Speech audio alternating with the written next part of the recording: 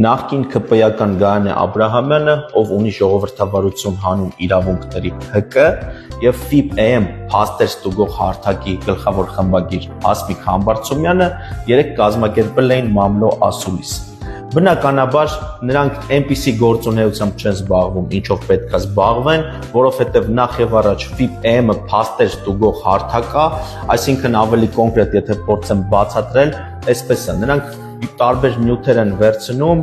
լրագրության մեջ, տարբեր հոդվածներ եւ այլն եւ փորձում են հասկանալ դա իրականություն է թե ոչ, վերջի վերջո եթե իրենց այդ գործառույթը անեին շատ գրագետ եւ արդար կլիներ շատ լավ, բայց հարցը նրանում է, որ այս մարդիկ ընդհանրապես չեն անում այն ինչ որ պետք է։ Օրինակի համար չեն վերցնում Ռոման Բաղդասարյանի կամ Նատալի Ալեքսանյանի նմանների կամ Ստյոպա Սաֆարյանի, Դանիել Յոհաննիսյանի եւ այլն տված նյութերը եւ այդ նյութերի ճշտությունը չեն ստուգում, հակառակը նրանք անում են Նիկոլի Քիմքին հաճելի գործ եւ միայն ստուգում են բոլոր այն նյութերի փաստերի իրականությանը համապատասխանում թե ոչ, որոնք քննադատում են Փաշինյանին, այս մեկ։ Իսկ ինչ է անում Գայանե Աբրահամյանը իր ժողովրդավարություն հանուն իրավունքների ՀԿ-ով, մեզ հասած տեղեկությունների շնորհիվ մենք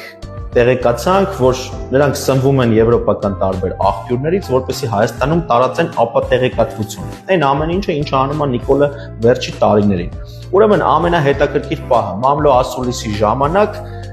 ներսում է լինում ռեժիսոր լրագրող Հովհաննես Իշխանյանը, ով շատերիդ հայտնի է վերջի տարիներին Նիկոլի իշխանությանը կոշտ քննադատելով եւ պահանջներ ներկայացնելով եւ տարբեր հարցերից հետո վերջապես Հովհաննեսը ասում է, որ ես 30-40 րոպե սպասել եմ եւ հարց ունեմ ձեզ ուղղելու,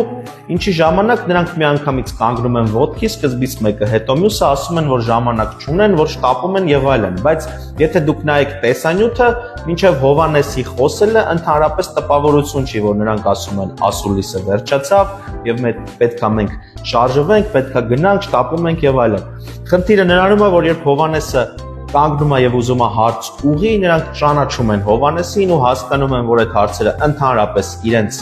քիմքին հաճելի չի լինելու, տհաճ հարցեր են հնչելու, որոնց պատասխանները իրանք կամ չունեն, կամ պետք է Նիկոլի պես կռուտի տանեն եւ շատ արագ ծլկում են այդտեղից։